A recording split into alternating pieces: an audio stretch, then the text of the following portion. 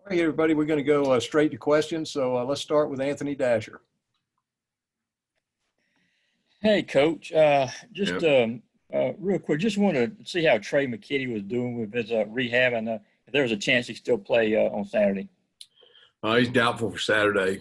He's up and running, moving around well, and got on the alter G. Has been able to run some, but we don't think he's going to make it in time for Saturday.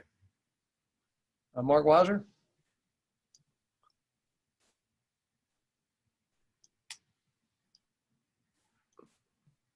Mark Weiser. Sorry about that. Hey, Kirby. I want to ask you regarding the offense, how much influence in the direction that you all are taking it are some of the other elite teams that have had success with RPOs and spreading it out and the way the game seemingly has changed? I'm not sure exactly what you're asking. Can you say that again? I don't think the offenses that are highly successful are necessarily RPOs. I would disagree with that. But what are you asking again? The direction that the offense is heading under Coach Monken, is it influenced by some of the successes that other elite programs, have had offensively? Are you? I know you guys do a lot of studying in the off season of various programs. Yeah, it's built around what we think we can do and be most successful with the players we have. Certainly study a lot of teams that were successful offensively last year, as we do every year.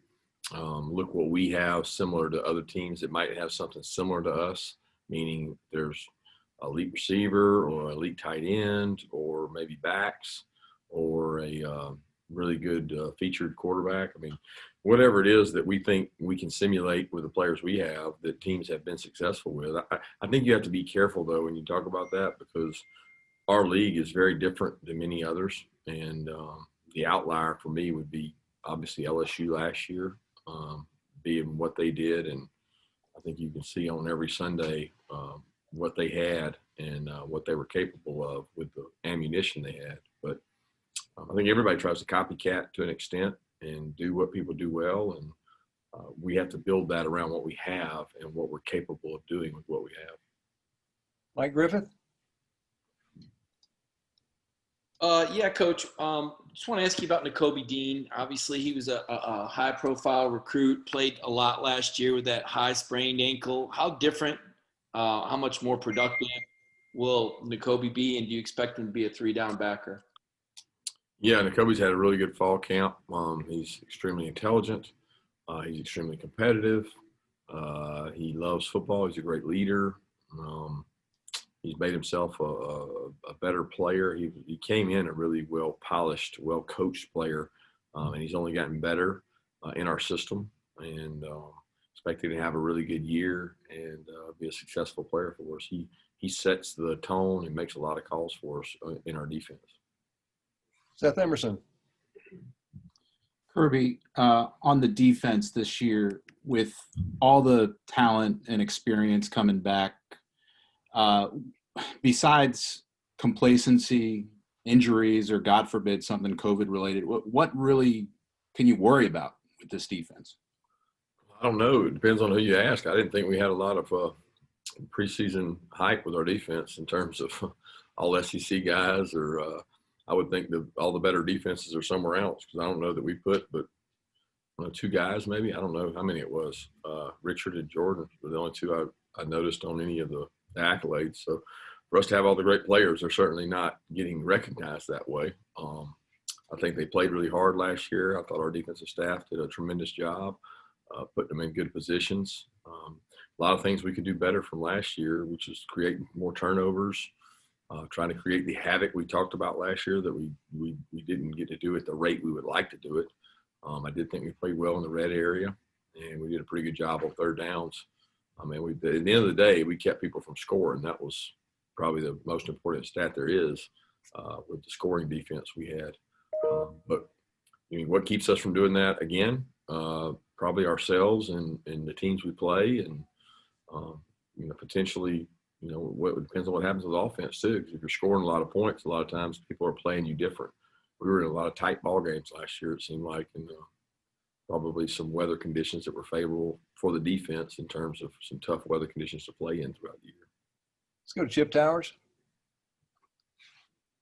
Coach, I'm just going to ask the dreaded ouch question on the COVID thing, and I ask it in the context about, I'm sure you probably saw the news today about Notre Dame and Wake Forest, and obviously Notre Dame is a program like your own that's obviously going to have the latest and the best resources for combating this darn virus. I just wonder how that lands on you, and then the reality of, is anybody going to be out Saturday because of this or anything?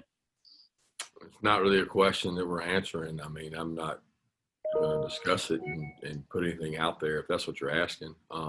Is it a concern? It's a concern every time we test. I mean, I worry about the health and safety of the players at the first and foremost.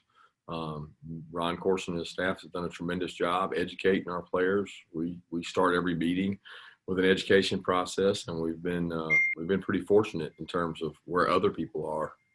But I don't even know what you're referencing with Notre Dame and Wake, so I may be out of the loop because I've been preparing for practice all day. Jay Rowe. Yeah, Kirby, I wanted to ask you about this offensive line, and you guys had to replace some really good players, and have you guys, you feel like you're settled in there with the five that you're going to kind of start with there at Arkansas, and what's been kind of their progression during preseason practice, strengths, struggles, those type of things? Well, it's tough to measure. I mean, they got some guys that played, obviously in the bowl game, and we've got some young players that I think are going to be talented that might not be ready yet, and we're trying to develop depth. And as you know, in the last 2 to 3 years here at Georgia, we haven't made it through the year without offensive linemen missing games, and a lot of guys going out in games and multiple guys going out during a game. So we've tried to, piecemeal that back and forth. If this guy's out, this guy's in. If he's down, he's here. What gets your best next player on the field? And that's always tough. It's really tough during a pandemic when you may not always have your full arsenal. So I'm proud of the way they've played. They played with toughness. They play hard. They block a really tough front every day. I think it's going to be important to our season success that we can get movement and run the ball up front. We struggled to do that last year, and that was probably one of the toughest things for us offensively, was to be able to run the ball. And we had a really experienced, talented offensive line. So we have to be able to run the ball to set up other things. And I'm proud of the way those guys have worked. And we probably got 7 or 8 guys that we feel comfortable rolling through there. Let's go to Dean Legge. Kirby, along the lines of running the ball, when you, at some stage, I guess, the quarterback, whoever that person may be, will run it. How do you make sure that, how do you make sure that person doesn't get hurt, or what's your worry level on that front? Yeah, you can't control it. I mean, there's no way we can control it. I mean, we have injuries every day at practice. There's a ankle sprain, a bruise, a contusion, a knee. It's a violent football's a violent sport. I mean, it's a contact sport, and there's injuries in it. So it's really not something you can control, and you really can't control it in games because quarterbacks are much more vulnerable during games than they are in practice. So it's always a concern for us, which is why you recruit hard, you develop, you establish a roster, you get guys ready. We're very fortunate that we have the ability to practice a lot of guys and develop them and try to get them ready. But it's always a concern about guys getting hit, especially guys that haven't been hit before. Brandon Sudge. Hey, Kirby. Actually, Jed May from Macon. I wanted to ask you about DeJuan. And, last year, what do you think he learned from Jake in terms of, leadership, taking command of a team on the field, all those types of things that might be helping him right now? I would probably say just being level-headed. I mean, I think all the quarterbacks that were here last year, the 2 really and a couple of the walk-on kids, they learned that the composure is such a big, important part, that no matter how well you practice, or how poor you practice, or how good the play was, or how bad the play was, the next play is the only one that matters. And I think composure is a big part of it. I think each one of these guys has learned that from Jake. I think Jake had a set routine he did during the week, and he set a standard pretty high for a quarterback position in terms of preparation. Zach Klein, you have a question? Hey, Coach, have you notified the player or the teams who will start at quarterback Saturday? What's that? I didn't hear your question. Have you notified the player or the entire team of who will start at quarterback on Saturday? I would say that's a team decision, and we keep our team stuff to ourselves. Thank you. Let's go to David Pascal.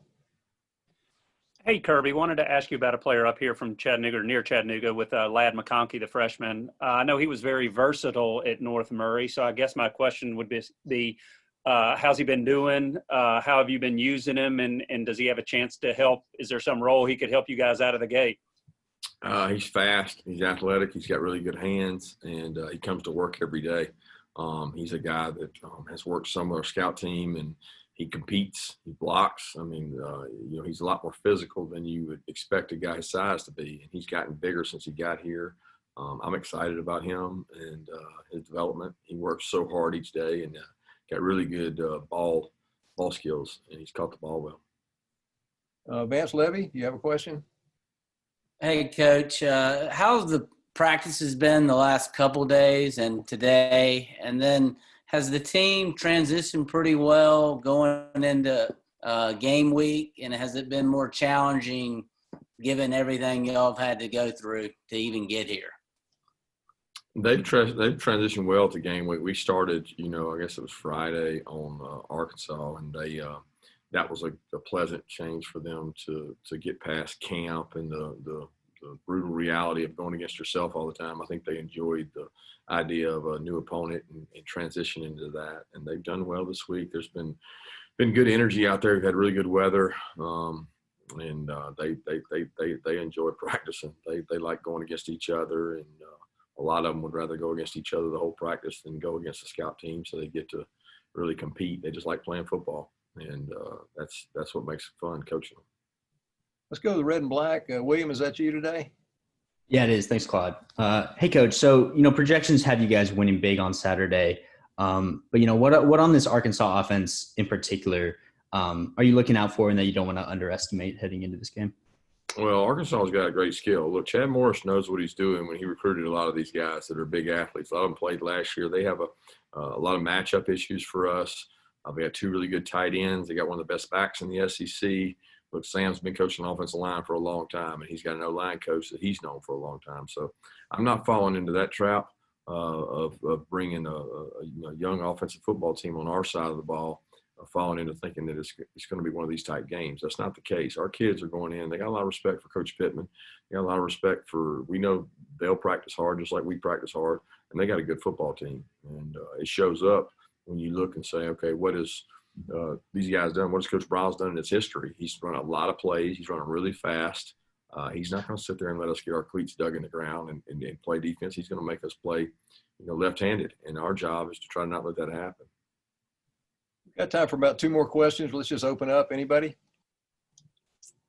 Coach Smart, I was wondering if there's anything during a game week that helps you feel more comfortable, just a personal routine or process that you've always gone through either as a assistant or head coach? I usually judge that off of kids' demeanor, their approach, walkthroughs, meetings, guys coming in to watch extra. Just the attention to detail that the players show is the number one thing that tells me they're ready or they're focused. And when you have silly mistakes and they don't focus in, it usually shows and it gets you concerned. So that probably the only thing that gets me at ease is the seriousness approach to the game the players have. Coach, I want to ask you about Cade Mays. Tennessee's talked a lot about this player. They accused Georgia having a toxic atmosphere and asked if you've written a release. I mean, what is your stance on Cade and some of the things that Jeremy Pruitt has said the last 3 weeks over and over? Well, unfortunately, I'm not able to respond to that. So in due time, it'll play itself out, but it's not something I'm allowed to comment on. Got it. Thanks, everybody. Have a good day.